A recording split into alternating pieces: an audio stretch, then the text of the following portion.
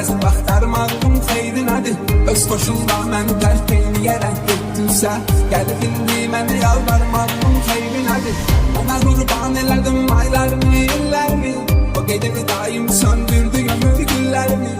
Əlimdən dediyim vaxtı əlim boş qaldı, əl uzatma daha var indi tazələrimi. Məhv elədin, əhv elədin, səhv elədin, əhv elədin, keyf elədin, əhv elədin, dəfn elədin, əhv elədin. Bəlkə mən də səhv elədim, əhv elədim, əhv elədim. Yollarımda piyan, yol gedirəm piyan. Başım biraz duman, demə ki məni oyan. Bəlkə mən də səhv elədim, yenə də səni əhv elədim. And olsun duran, yenə də səni əhv elədim. Qoy gündə biriyle geçsin, hayatım mahvelesin. Bu dünya vefasızlar, gedib keyf eləsin. Elə bir zərbə vurdu ki, unutmaram heç zaman. Çox çətin ki, yüreğim bağışlasın, əhv eləsin.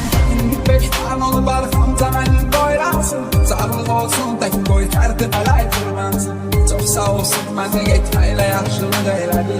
İndi ondan da qəşəng tapacam qoyansın. Oldum ondan ötürü deyil, mənə lazım da deyil. Heç mənə lazım da deyil, mənə lazım da deyil. Özgesinə saldım eyl, mənə lazım da deyil. Heç mənə lazım da deyil, mənə lazım da deyil. Oldum ondan ötürü deyil, mənə lazım da deyil. Heç mənə lazım da deyil, mənə lazım da deyil. Özgesinə saldım eyl, mənə lazım da deyil. Heç mənə lazım da deyil, mənə lazım da deyil.